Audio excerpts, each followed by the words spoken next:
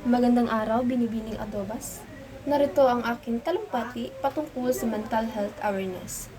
Ngayon, ngayon aking tatalakayin ang napakamahalagang paksa na madalas nating hindi nabibigyang pansin, ang kalusugang pangkaisipan.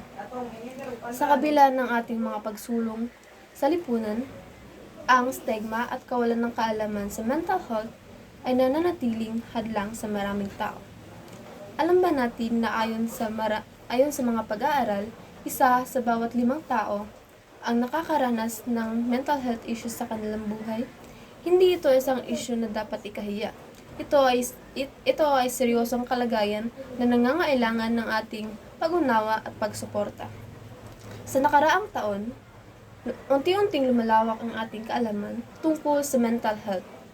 Mahalagang maunawaan natin na ang kalusugan ng ating kaisipan ay kasing halaga ng kalusugan sa ating katawan. Ang stress, anxiety at depression ay hindi lamang salitang ating naririnig. Ito ay isang kondisyon na nakakaapekto sa ating pang-araw-araw na pamumuhay. Kaya naman, paano nga ba tayo makakatulong? Una, maglaan tayo ng oras upang makinig at makipag-usap. Ang simpleng tanong na, "Kamusta ka?" ay maaaring magbigay ng malaking epekto. Pangalawa, itaguyod ang tamang impormasyon at edukasyon tungkol sa mental health.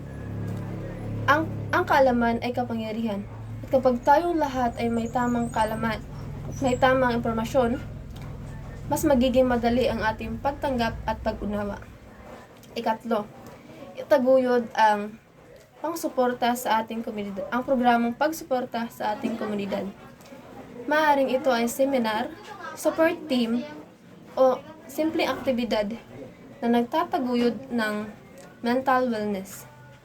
Sa pamamagitan nito, maraming tao ang magkakaroon ng pagkakataon na makipag-ugnayan at magbahagi ng kanilang karanasan. Sa pagtatapos, nais kong hikayatin ang bawat isa sa atin na maging solusyon. Huwag tayong matakot na talakayin ang mental health. Isa itong mahalagang bahagi sa ating buhay at kailangan natin itong pahalagahan.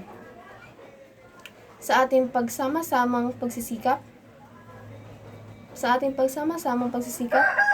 magkakaroon tayo ng malusog na komunidad na kung saan ang bawat isa ay may boses at suporta. Maraming salamat po.